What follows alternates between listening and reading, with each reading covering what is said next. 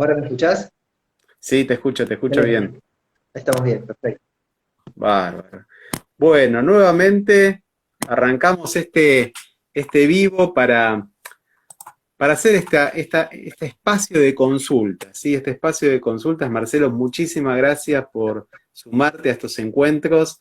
La verdad que han llegado un montón de preguntas, muchos interrogantes, consultas, eh, muchas familias quieren hacerte preguntas concretas y también un montón de agradecimientos, palabras lindas de tus pacientes que te agradecen por estar acompañándolas en sus partos, ¿sí?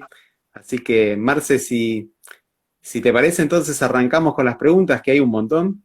Cuando quieras, Guillermo. Cuando vos quieras.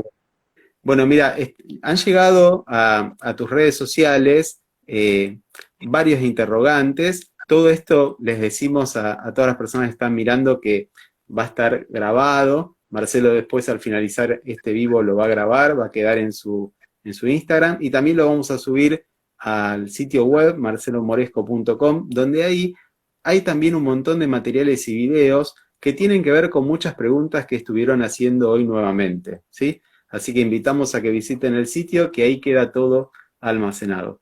La primera pregunta, Marce, que te quieren hacer es, ¿por qué sucede que muchas veces se reduce el líquido amniótico, pero no hay pérdidas evidentes? ¿Existe una causa, una razón? Bueno, sí, Guille. En realidad está bien pensar siempre, porque es lo más frecuente, si tenemos un líquido disminuido en una ecografía, pensar en una pérdida. Pero no es la única causa. Hay que entender un poco la fisiología del bebé y entender que el líquido amniótico es lo que el bebé orina, ¿sí? Entonces, en un chico donde no haya líquido amniótico y no haya pérdida por genitales, tenemos que pensar que ese bebé no está haciendo pis, no está orinando, ¿sí? En una primera instancia, descartar todo lo anatómico, por ejemplo, alguna cuestión en sus riñones, que no haya una agenesia renal, que tiene lamentablemente un mal pronóstico. Y lo que es más frecuente, alguna cuestión en su función renal, es decir, que orine poco. Y ahí tiene que haber una pesquisa, una búsqueda de lo que es un sufrimiento fetal. A veces se asocia con chicos que no crecen, con hipertensión, con diabetes complicadas, con algunas colestasis, ¿sí? Pero es un síntoma de alarma. La disminución del líquido amniótico aumenta muchísimo la mortalidad fetal intraútero. Entonces es una cuestión que ecográficamente a lo mejor no le damos mucha bolilla, pero que sí, es un signo de alarma. Bien, Marce, y hablaste de la coliestasis y nos preguntan si existe la posibilidad de tener coliestasis en el segundo embarazo y si se puede evitar. ¿Por qué no nos contás un poco de qué se trata esto y si es posible tener en un segundo embarazo? Bien, la colestasis es una enfermedad propia del embarazo, es decir, que se acaba el embarazo y la colestasis ya no existe. Ujú. La causa es desconocida, pero sí sabemos que es una imposibilidad del hígado de eliminar ciertas partículas que nosotros llamamos ácidos biliares. El aumento de esos ácidos biliares en sangre, porque el hígado no los puede eliminar, genera una toxicidad en la mamá que le da picazón. Y en el Bien, bebé lo puede lastimar en forma severa. Si tuviste colestasis en el primer embarazo, tenés alta probabilidad, no significa que sí o sí, pero alta probabilidad que en el segundo embarazo lo tengas. No hay forma de prevenirlo, son cuestiones que bien, aún nos falta conocer, pero sí es cierto que si en el primer embarazo tuviste colestasis, en el segundo es probable que también lo tengas. bien, gracias, Marce. Otra pregunta, ¿se puede tomar café durante el embarazo? Hemos hablado de esto en algunos vivos, pero si querés resumir, ¿se puede, no se puede? Sí, yo a mis pacientes les digo que todo en su medida, Mm, ¿no?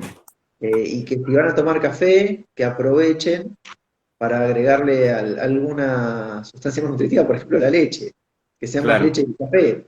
Eh, pero Ujú. bueno, traten de que las infusiones, como el café, no estén cerquita de, por ejemplo, otros alimentos más ricos en hierro y demás, porque puede afectar un poco su absorción, pero Claro. no está prohibido, se puede tomar un cafecito por día, no pasa nada. Buenísimo, Marce.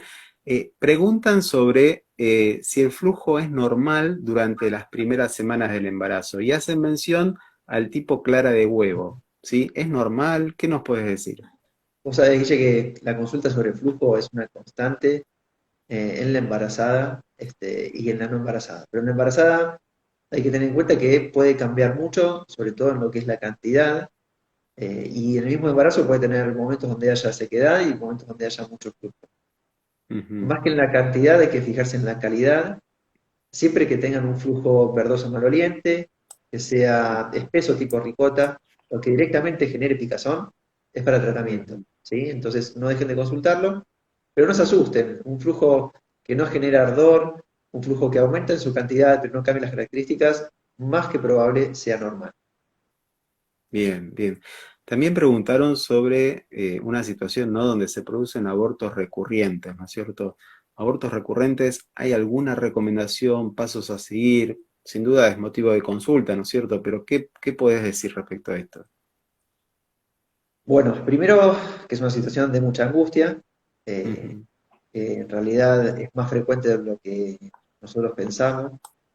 Claro. Cuando hablamos de abortos recurrentes, nosotros incluimos una pareja en estudio y siempre marco lo mismo, ¿no? Hablamos de pareja, no hablamos de mujer que tiene abortos, sino parejas que son abortadores recurrentes.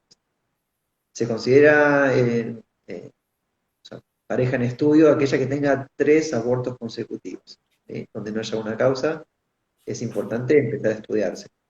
Que Ujú. tengas un aborto espontáneo puede ser azaroso, no significa que tengas ninguna patología, que no puedas quedar embarazada.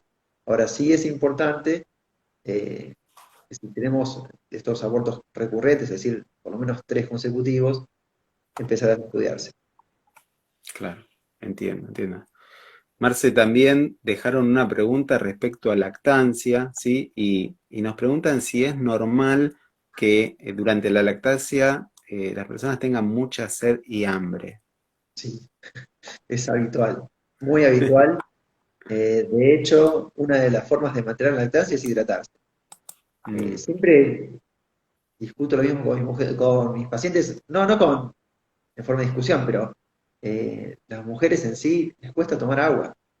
mm, Y dicen, generalmente me dicen, sí, tomo un montón. ¿Y cuánto tomás? ¿Tomás 3 litros por día? Y bueno, no llegamos a eso.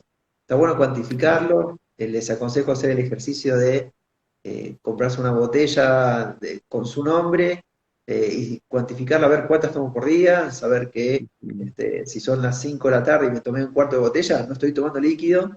Es importante mm. tanto en el embarazo como en el puerperio, y la lactancia se sustenta mucho por lo que uno ingiere de líquidos.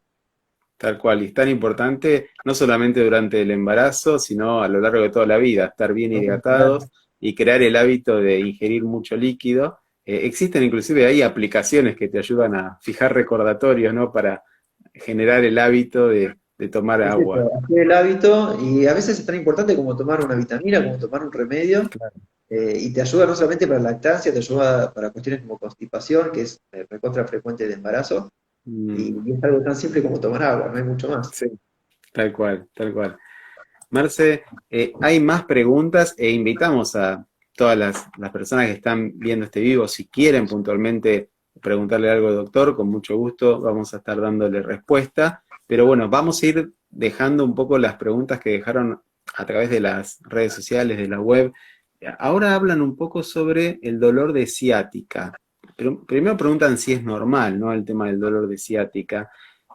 También preguntan si hay una relación entre dolor de ciática y aborto, ¿no es cierto? Esto de que puede ser un signo de aborto, es un dolor para preocuparse. ¿Qué nos decís de esto? Bien, no me gusta decir que un dolor sea normal. O sea, sí Ujú. puedo decir que es frecuente en el embarazo, pero hablar de un dolor normal como que me da un poco de prurito. Sí es re frecuente. A veces uno lo asocia al aumento de peso, a la ganancia de peso. La columna de la mujer a veces es difícil que pueda soportar los cambios tan rápido. Y si a eso le Ujú. sumamos que después, eh, cuando uno va ganando más peso, duerme peor, no encuentra la posición, Mm, se limita su actividad física. Y por el embarazo estamos limitados en lo que son los antiinflamatorios comunes, como el claro. diclofenac, el ibuprofeno y todas esas drogas. Como que es una constante importante. Eh, ¿Puede pasar en el primer trimestre? Sí, puede pasar. No es un síntoma claro de amenaza de aborto. Esto, las chicas que están conmigo lo saben. Definimos la amenaza de aborto por sangrado. O sea, no hay amenaza de aborto sin sangrado. De todas formas, Ujú. está bueno consultar, está bueno hacer reposo, está bueno a lo mejor acompañarlo con algún antiespasmódico. Pero si bien está bueno hacer reposo, también está bueno ejercitarse. Hay un montón de cosas que puede hacer la embarazada para disminuir los dolores, tanto a nivel de la cadera como a nivel de la espalda. Tiene que ver con la natación, la esferidinamia me encanta, ayuda Mm, muchísimo. Algunas cuestiones de pilates, algunas cuestiones de yoga. Hay un montón de actividades que uno a veces cree que el reposo absoluto es lo único que hay para hacer y a veces prepararse para el embarazo y prepararse para lo que viene, pues, en las etapas más tardías del embarazo, a veces es tan más o más fundamental que el reposo mm, cuando ya no duele. tal cual. Bien, Marce, tenemos más preguntas, pero también a través del chat están dejando algunas inquietudes. ¿Recomendás cuando llega la fecha del parto esperar una semana más? Acaban de comentar esto en el chat.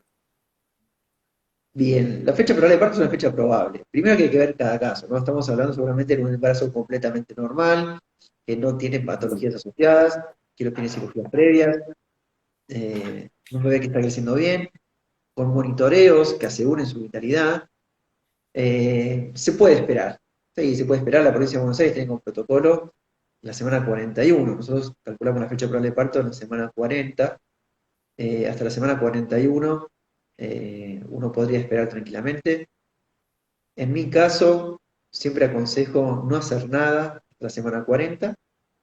Y a partir de la semana 40 a la 41, siempre trato de charlarlo de acuerdo a la ansiedad de la mamá, de cómo se mm, siente, y elegir una fecha a tope, pero en esa etapa. No me gusta pasarme la 41. Hay algunos que llegan hasta la 42. En la semana 42 me parece que son muchos los riesgos, que es innecesario. eh, pero bueno, son criterios médicos. Me manejo más que claro. nada con el criterio de la provincia de Buenos Aires, que dice como 41 semanas el tope máximo. Bien, bien. Marce, preguntan también sobre si se puede hacer actividad física en el embarazo con antecedentes de preeclampsia. ¿Por qué nos contás brevemente qué es y si se puede hacer gimnasia, ¿no? Frente a esta Bien. situación. La preeclampsia es un estadio asociado a la hipertensión en el embarazo un poco más grave, donde hay una alteración renal con pérdida de proteínas en orina. ¿Sí? Es un Mm, embarazo de riesgo. El ejercicio, por definición, disminuiría los riesgos de preeclampsia, ¿sí?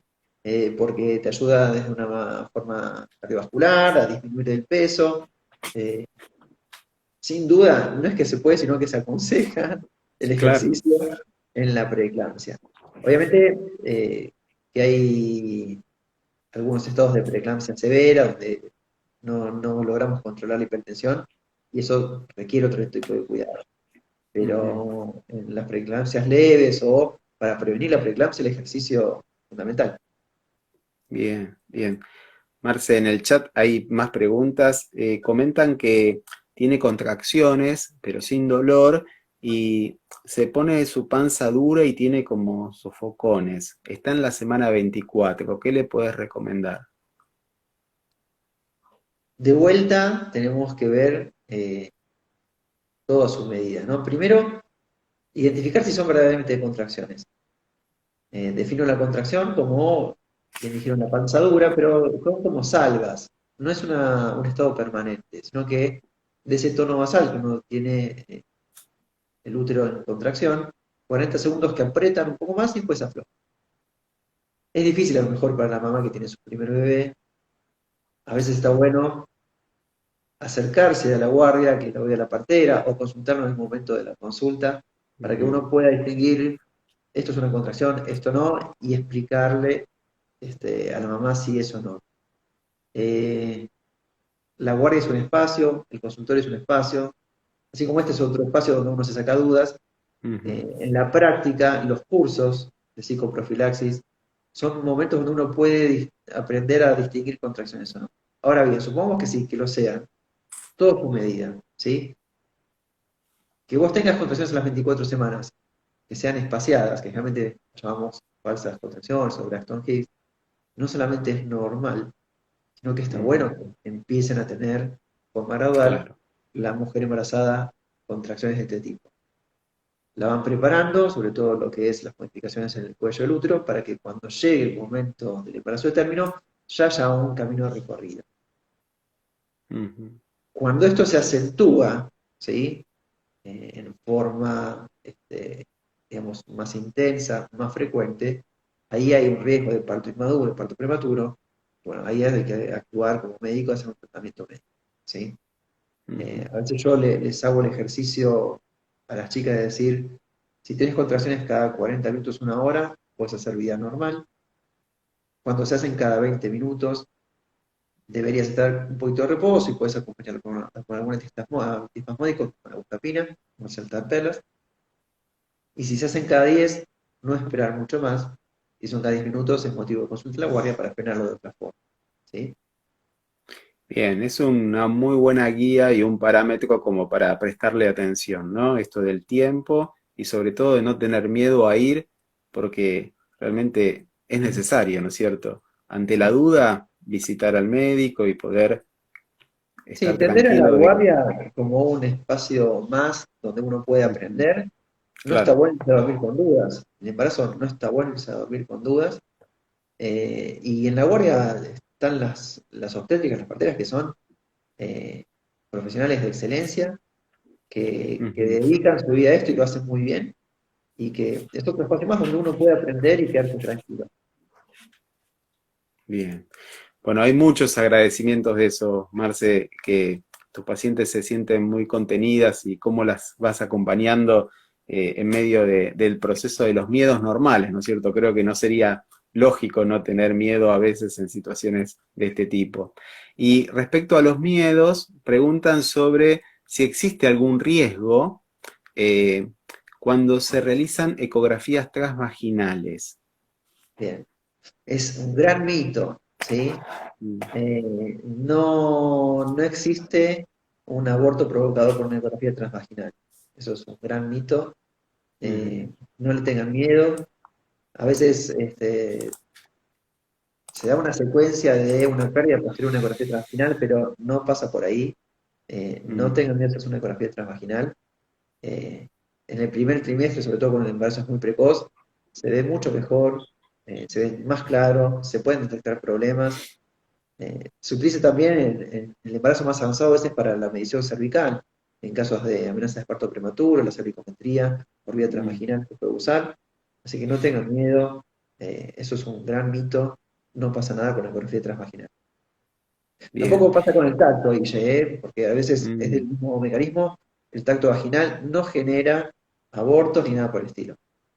Y es un mito esto de que el tacto induce el parto de alguna manera, que favorece que se acelere el parto. ¿Qué nos podés decir de esto? En realidad, el tacto en sí no, pero hay una maniobra, la maniobra de Hamilton, o despegar la bolsa, eh, que se hace por medio del tacto, que sí puede acelerar eh, las contracciones. Ujú, Es una maniobra que se suele usar ante una inducción, es decir, cuando uno quiere que el bebé nazca por alguna cuestión patológica o por que es post-término, por nos pasamos de fecha, ujú. entonces se puede despegar la bolsa. Una maniobra que hoy en día tiene mala prensa, se considera un poco invasiva, entonces siempre está bueno charlarla con el profesional, con el obstetra que te toque, cuándo hacerla, qué beneficios tendríamos, y en ese caso sí podría acelerar las contracciones. Pero por un tacto normal, donde uno evalúa la dilatación, no tendríamos que tener miedo. Bien, bien. Hablaste de la ecografía transvaginal y hacen una pregunta sobre ecografías obstétricas con Doppler fetal.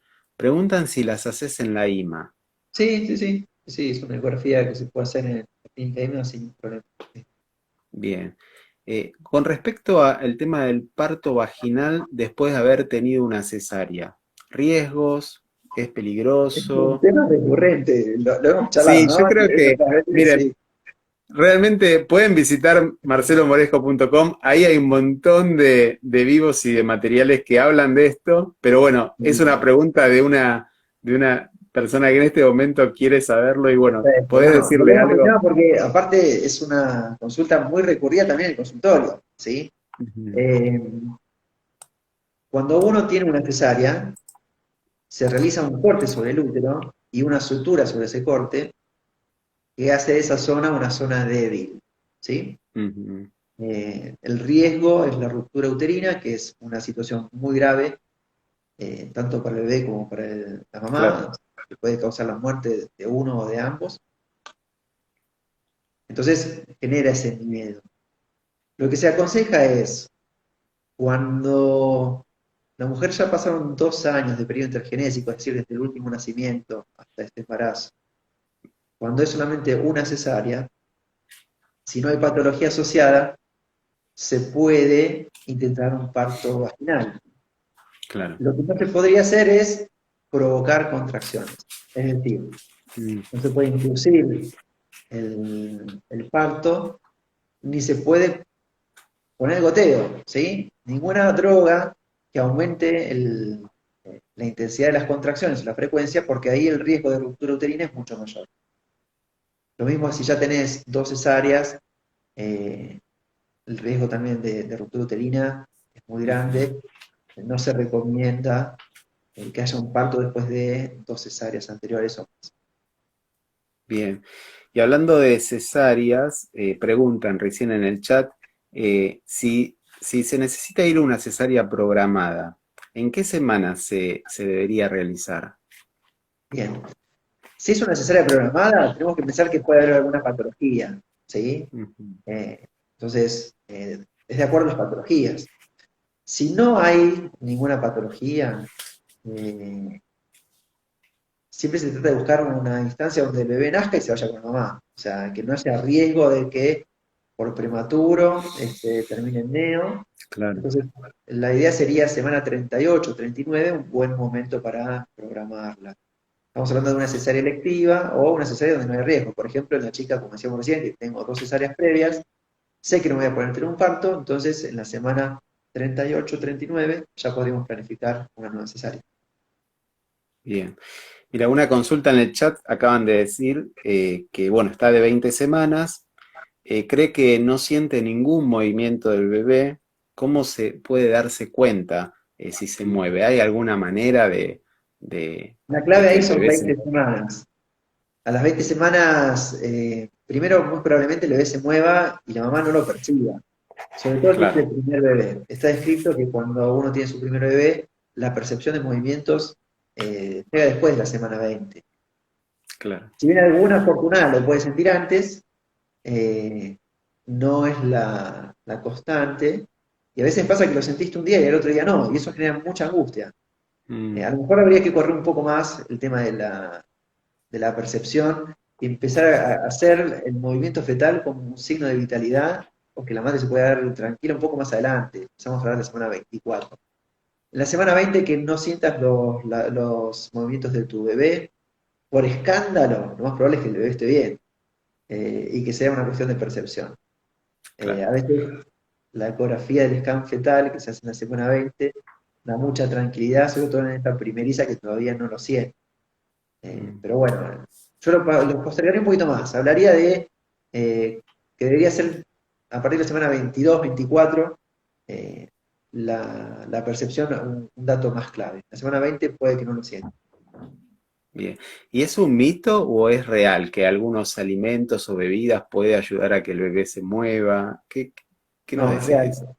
Eh, Cuando uno genera una ingesta de azúcar, el azúcar por un método bioquímico es energía rápida para el bebé. ¿Sí? No es solamente estimulación, sino es energía.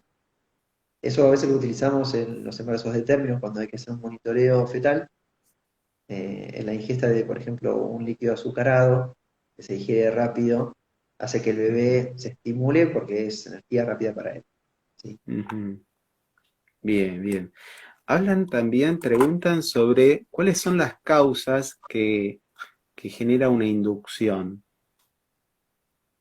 Bueno, una de las causas la charlamos hace un ratito, que es el tema del embarazo post término. Cuando ya nos Mm, pasamos claro. de fecha, hay una herramienta más antes de la cesárea para evitar y lograr el parto vaginal, que es la inducción. ¿Sí? Eh, La inducción es un método, digamos, farmacológico o de otro tipo donde el médico actúa porque cree que es mejor que lo esté afuera de la panza que adentro. ¿Sí? Las causas pueden ser un montón. Todas las patologías de obstetricia pueden ser causa de inducción. La Mm, hipertensión, la diabetes, la colestasis, un montón de situaciones que hacen que dentro de la panza, la restricción de crecimiento, dentro de la panza del bebé, no estén dadas las condiciones de seguridad para que ese bebé siga con vida dentro de la panza. Existe este paso que hay que tenerlo muy charlado con la paciente y ver en qué casos se puede y en qué casos no, para no caer directamente en la cesárea, inducirlo e intentar el parto vaginal. bien, bien. Otra consulta, Marce, tiene que ver con el primer embarazo. Comenta que fue por cesárea y tuvo atonía uterina. ¿Puede volver a sucederle? ¿Es algo riesgoso? ¿Qué no puedes decir sobre este tema?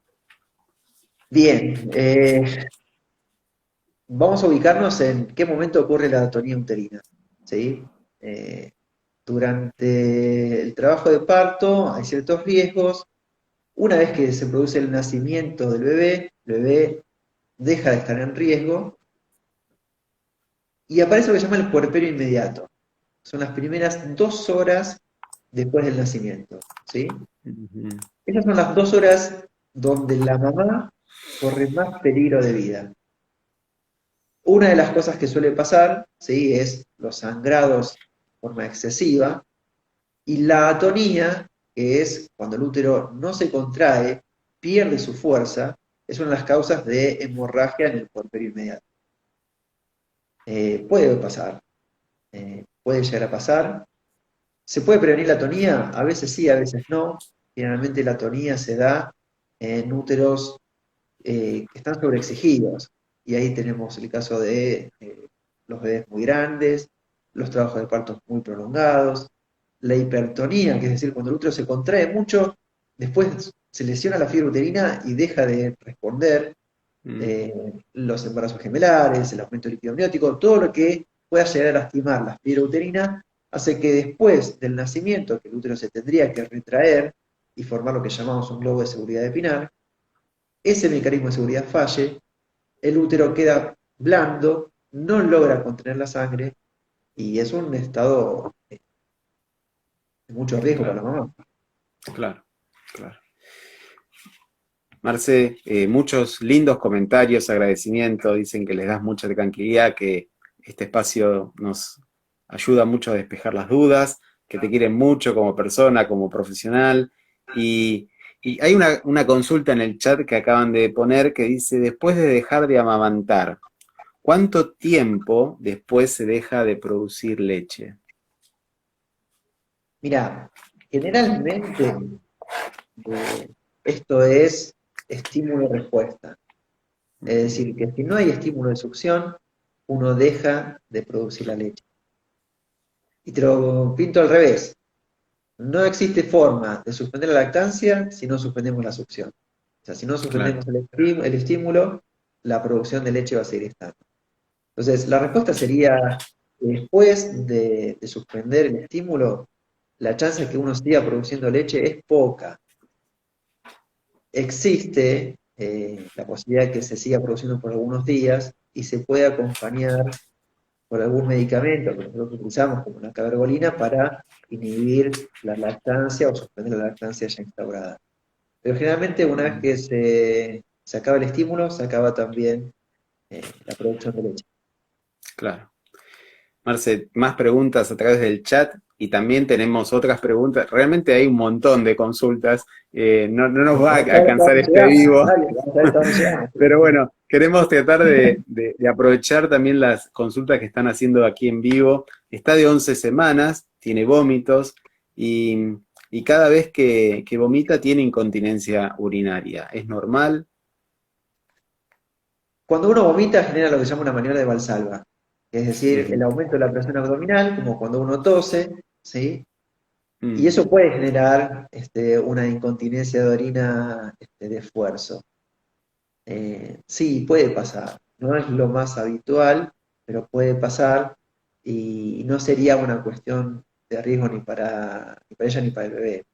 La pérdida de orina igual en el embarazo es bastante frecuente porque el solo estar embarazada, el crecer la panza, puede generar un poquito de presión abdominal que genere incontinencia de orina. A lo mejor no claro. es el mejor momento del embarazo como para estudiarlo. Estaría bueno ver si esta incontinencia persiste después del nacimiento y hay tratamientos para esas cosas. Bien, bien. Marce, también preguntan sobre cuántas cesáreas puede tener una mujer, ¿no es cierto? Hablaste un poco de las cesáreas, pero Bien, ¿cuántas? a ver, ilimitadas, o sea, puede tener tantas cesáreas como el embarazo puede tener. El tema es que se aconseja. Claro. Eh, Cuanto más cesáreas tenés, más riesgo tenés, ¿sí? Y no solamente riesgos quirúrgicos, o sea, a veces uno piensa que tener 3, 4 cesáreas, por suerte ahora no se ve tanto, pero en una época cuando no existía la ligadura de trompas y en otro contexto más hospitalario, hace unos años, nosotros hacíamos cesáreas de chicas que tenían 7 cesáreas, 8 cesáreas. Eh, no es solamente el momento quirúrgico. Hay una cuestión que pasa a nivel placentario, que nosotros llamamos acretismo placentario, que es cuando la placenta se adhiere en forma anómala a la cicatriz. Mm, Eso es una cuestión de mucho riesgo para la mamá y para el bebé, a tal punto de que si eso se produce, la mujer pierde el útero en el evento quirúrgico de la cesárea. Cuanto más cesáreas tengas, aumenta mucho más el riesgo de acretismo placentario. Para que te des una idea, en la cuarta cesárea el riesgo es de un 25%, es decir, que una de cada 4 pacientes que llegan a la cuarta cesárea puede ser un acretismo placentario con mucho riesgo para el bebé y para la mamá también. mm. Bien, a tener en cuenta entonces esto que nos estás diciendo. Y seguimos con preguntas de cesáreas. Dice, después de la cesárea, ¿cuándo se vuelve a menstruar? Es lo que te preguntan aquí en el chat. Completamente aleatorio, o sea, en el puerperio, ya sea por parto o por cesárea, la menstruación puede ser completamente errático, que te venga a los 45 días y que seas un relojito todos los meses, o que por un año no te venga. Tiene mucho que ver también si está acompañado de lactancia y también de los anticonceptivos que se utilizan durante el puerperio. La mayoría de los anticonceptivos del puerperio, como uno está dando la teta, tratan de no tener estrógenos, entonces puede prolongar lo que nosotros llamamos amenorrea, que es la ausencia de menstruación por más de 90 días, por mucho tiempo. O sea, no hay que tenerle miedo, es bastante habitual, 6 meses, 7 meses, 8 meses. Si estoy dando la teta y estoy con estos tipos de anticonceptivos, eh, Ujú. obviamente puede pasar. Ahora, si soy de esas chicas que no pueden dar la teta o decidieron no dar la teta y ya pasaron 3 meses y no tengo menstruación, está bueno hacer la consulta. Bien. Preguntan también en el chat si es verdad que luego de la cuarentena son más fértiles las mujeres. No, completamente mito. Es indiferente. No es que.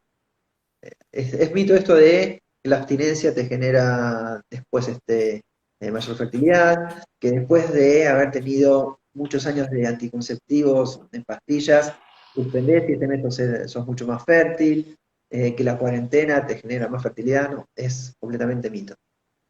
¿Y hay un mito o hay algo de cierto que durante el amamantamiento la mujer no puede quedar embarazada? ¿Qué podés comentar de eso? Bien, perfecto. La Organización Mundial de Salud en una época decía que la lactancia exclusiva hasta los 6 meses era un método anticonceptivo.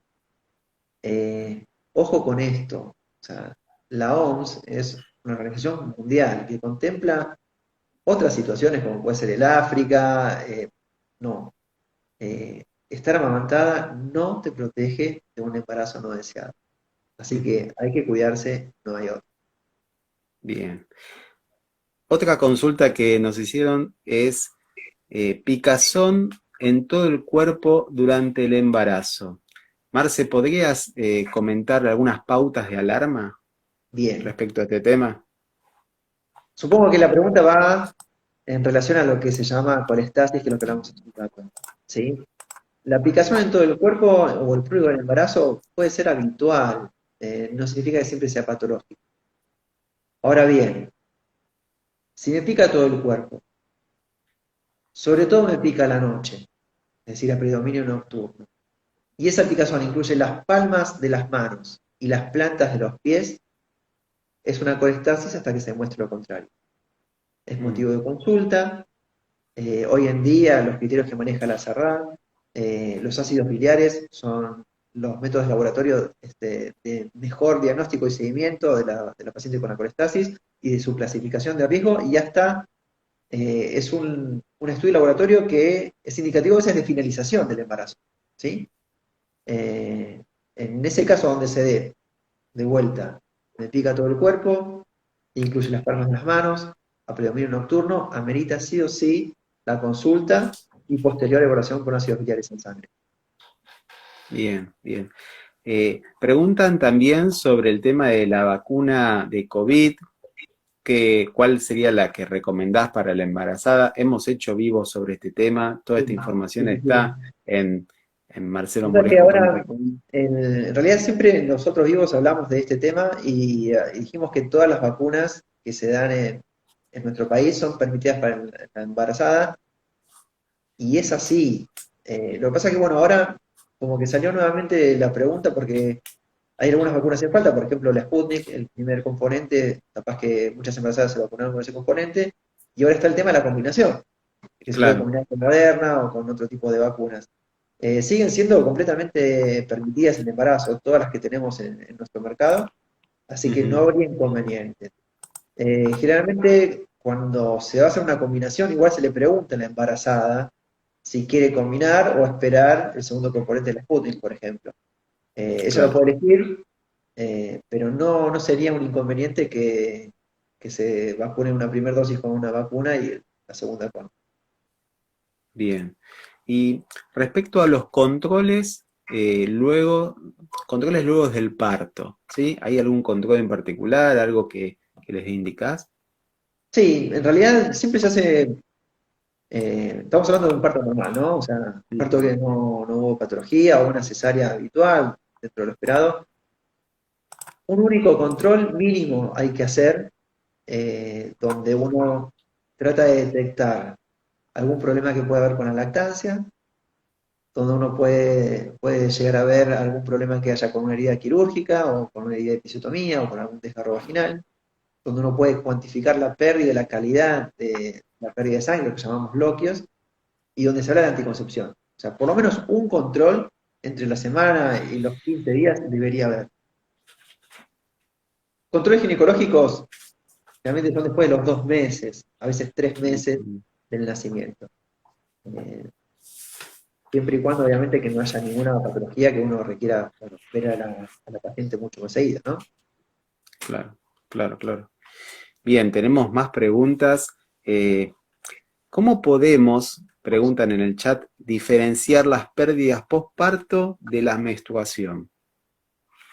Bueno, en primera instancia, la cercanía, ¿sí? El término cuarentena a veces, ¿no? Uno dice, son 40 días, no son 40 días y demás. No podemos hablar de menstruación y nuestro nacimiento fue en los últimos 30 días, ¿sí? Eh, Siempre que nosotros tengamos una pérdida en esa etapa, tenemos que pensar que son unas pérdidas asociadas al evento obstétrico más que a una menstruación. Suele pasar a veces que la mujer tiene su bebé, durante una semana, 10 días, tiene pérdidas, lo llamamos loquios, que son asociadas al nacimiento, se van y aparece a los 20 días o permanece pero aumenta mucho más la pérdida después de los 20-21 días. Eso se llama pequeño retorno y sigue siendo considerado parte del evento del puerperio, de la cuarentena. Después del mes, generalmente esa pérdida ya no existe, esa pérdida asociada al nacimiento, y toda pérdida que venga después deberíamos considerarla como menstruación. Bien, bien. Mira, consultan a través del chat 34 semanas, está de 34 semanas, siente mucha presión vaginal y tiene dolor a caminar. Pregunta si es normal. De vuelta, es habitual, no venimos a decir que es normal. Claro. Sí, sí, sí, sí. Habría que ver si hay alguna cuestión a descartar, como infecciones urinarias, que pueden tener alguna molestia, o dolores musculares, y ver que esas molestias al caminar no sean contracciones. Pero sí, es más que habitual. eh, Cuanto más panza tenemos, más puede ocurrir. A veces la presión del polo cefálico, es decir, en la cabeza, sobre el pubis, genera molestia. Y sí, el consuelo es que falta menos. 34 semanas y estás ahí, a un pasito. Mira, una pregunta similar, dice, tiene un embarazo gemelar de 24 semanas, tiene molestias al caminar mucho, tiene como pinchazos o presión en la zona vaginal. Está de 24 semanas Bien, y es un embarazo gemelar. perfecto. Este es otro tipo de caso. ¿Sí? El embarazo gemelar, por definición, es un embarazo de riesgo, con alta chance eh, de un parto prematuro. ¿Sí? Mm, El promedio de nacimiento de los embarazos gemelares es entre la semana 35 y 36 y en los trigemelares 31 32. O sea, tenemos alta chance de que nazcan antes de tiempo o que quieran salir antes de tiempo. Ahí hay que estar mucho más atentos. Ahí sí es importante el acompañamiento, tanto de profesional como a lo mejor en una guardia para distinguir si son contracciones o no. Todo tipo de dolor que no sea una contracción probablemente no nos dé complicaciones a nivel de parto prematuro. Lo que no significa que no sea molesto y uno tiene que tratar de buscar la forma, como mm, recién hablábamos, a lo mejor con reposo, con antiespasmódico, con algún ejercicio en particular, como para pasarla mejor. Pero si no son contracciones, no deberíamos tener riesgo de que nazca antes de tiempo. Pero ojo con el gemelar, soy muy respetuoso del gemelar. eh, si hay dolor y nos impide la marcha del gemelar, es motivo de consulta. bien, bien, muy buen consejo. Estreptococo positivo con parto natural. Perfecto. El hisopado vaginal que se hace de pesquisa a todas las embarazadas entre la semana 34 y 36 para buscar el estreptococo beta hemolítico no cambia la conducta obstétrica. No es que uno, por tener un hisopado positivo, tiene que salir corriendo a hacer una cesárea.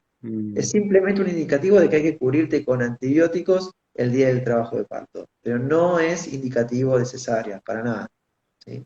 bien, bien, bien. Marce, otra consulta que nos llega. ¿Es normal que no menstrue después de 7 meses del nacimiento del bebé? Sí, habría lo que hablábamos recién, ¿viste? Puede ser Claro. normal, hay que ver si está asociado a lactancia y a qué método anticonceptivo se usa, pero podría ser normal. Mm, No es que hay que escandalizarse, ni tener mucho miedo. Al sumo se puede consultar, pero puede ser habitual. bien, bien. Y hablando un poco de lactancia, ¿es común? ¿Qué nos puedes decir sobre hemorroides durante la lactancia? Bien, más que en la lactancia, es más común en el embarazo. ¿Sí? Embarazo. En el embarazo se producen algunos cambios a nivel cardiovascular que generan un aumento de la presión venosa. Y eso genera dilatación de todo tipo de venas. Si la vena tiene una pared débil y tenemos el aumento de la presión interna de esa vena, eh, vamos a tener varices. Y las varices son en los pies, varices vulvares y varices hemorroidales. Es más que frecuente. Ujú, A veces tiene su punto culmine en el parto porque uno genera una maniobra de Valsalva con el pujo y puede ser que en los primeros días del puerperio, digamos que esté más a flor de piel. Pero con este mismo mecanismo que te explicaba, donde se producen cambios vasculares que generan el aumento de la presión venosa, sabemos que después del nacimiento eso se reduce mucho. Por lo tanto, después del nacimiento debería ser mucho más leve que durante el embarazo. Y si no es así, capaz que no, capaz que son unas hemorroides que nos pasan y no tiene que ver con la lactancia, sino, o sea, uno puede tener claro, hemorroides más allá de estar embarazado o no. claro. Bien, bien. Marce, una consulta sobre células madres del cordón. Quizá habría que hacer, es un tema muy amplio, ¿no? Pero, ¿qué nos puedes comentar? ¿Es importante la conservación de las células madres? Bien, cuando uno se mete en una página donde está la conservación de células madres y demás, ve cosas maravillosas. O sea, eh, no te digo que vas a lograr la inmortalidad con las células madres, pero ves curaciones de enfermedades que no sabemos si se pueden curar. Mm, En la práctica, yo siempre digo lo mismo con mis pacientes, a lo mejor no veo, por lo menos hoy en día, eh, que esto sea tan concreto. A lo mejor sí como una apuesta a futuro. Eh, Todavía no me he cruzado con ningún paciente que me diga, tuve una leucemia, pero me salvé porque conservamos las células madre, o tuve una diabetes y me salvé porque conservé mis células madres. Bueno, todo eso creo que es una inversión a futuro. Hoy no lo veo tan concreto. Entonces son decisiones muy particulares, claro. incluso es eh, dinero dependiente, porque no es gratis, no está al alcance de todos, entonces tiene que ser muy charlado. No creo que sea todo mentira para nada, o sea, hay bases fundamentadas en este tipo de conservación y de hecho por lo menos antes de la pandemia había un banco de células madre en la institución Garrahan que es completamente fuera de querer ganar dinero, es una institución pública, así que no es que sea todo una gran mentira. Pero sí tengo que reconocer que no veo tantas cosas concretas, por lo menos ahora. Nunca diría que no, porque si llega a pasar algo me van a ir a buscar dentro de 10 años, pero todavía me parece que es a futuro. Ujú, bien, bien. Marce, tenemos que ir como ya cerrando el Vale. vivo. Quedan muchas preguntas más todavía para dar respuesta. Somos eh, otros, Guille, muchos, sí, nada. muchos agradecimientos, pero puntualmente, como para tratar de ir redondeando, porque hay muchas preguntas que se relacionan y que tienen cierto parecido, ¿no? El tema de el ácido fólico y las vitaminas. ¿Cuándo hay que dejar de tomarlas? ¿Se toman durante todo el embarazo? ¿Después de los 3 meses se suspende? ¿Qué recomendás? Bien, primero, el ácido fólico, ¿sí? Lo utilizamos para ayudar a formar el tubo neural del bebé. Por definición esto ocurre en el primer trimestre. O sea, el ácido fólico después del primer trimestre no tendría mucho sentido, ¿sí? Con respecto a las vitaminas, todos los que son complejos polivitamínicos, aseguro que no hacen mal. Podemos discutir qué tan bien te hacen. Claro. Incluso en algunas chicas que no tienen ninguna patología, que tienen buena alimentación, vienen con contenido de hierro, a veces que puede caer pesado, entonces uno tiene que ir jugando con el laboratorio de la paciente, cómo viene con respecto a su anemia, cómo viene con la ganancia de peso, cómo es su alimentación y ver qué paciente debería recibirlo.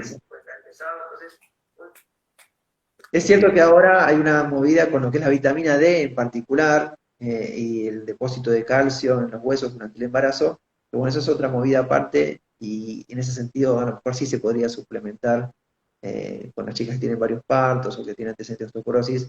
eh, Ujú. la vitamina D es como que es aparte de los complejos vitamínicos que se pueden usar de sostener el embarazo. Bien. Marce, preguntan en el chat, está de 33 semanas, es una mamá primeriza y ¿cómo se da cuenta que tiene contracciones? ¿Hay algún signo porque quizá nunca lo ha percibido o es su primer embarazo? Panza dura, ¿sí? Ujú. Salvas de 30 a 40 segundos donde la panza se pone dura, es tan dura como la frente, es decir, que toco el ombligo y toco la frente y Mm, es la misma consistencia. No puedo distinguir movimiento en ese momento, no puedo distinguir parte fetal. eh, en ese momento lo considero como una contracción. Y después ver el ritmo. Si eso se hace muy seguido, puede ser un motivo de consulta. bien, bien. Marce, por último, si querés hablar un poquito sobre cuán peligroso es levantar peso, eh, eh, sobre todo cuando hay pérdidas, ¿no es cierto? ¿Cuándo en realidad sería seguro levantar peso durante el embarazo? ¿Nunca? Si hay Perfecto. pérdidas. Uno de los grandes mitos es levanto un balde y perdí un embarazo, ¿no? Ah, Lo que hay que entender es que para que se desarrolle un aborto no es algo que sea culpa de la mamá, sino que tiene que ver con el desarrollo cromosómico o embrionario de ese bebé. No es por un esfuerzo que uno pierde el embarazo, tiene que haber otras cosas también.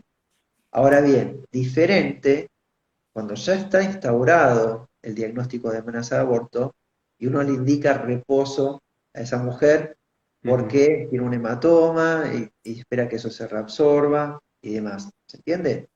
A priori uno podría hacer ejercicio, podría tener una vida sana, que no sea estar postrado en una cama durante todo el embarazo, eh, y es mentira esto de que subo una escalera Claro. y pierdo un embarazo, levanto un balde y pierdo un embarazo. No, tiene que haber otros procesos. Ahora, si ya está el diagnóstico de amenaza de aborto, uno de los tratamientos instaurados es el reposo, ¿no? Bien, bien, muy claro, Marce.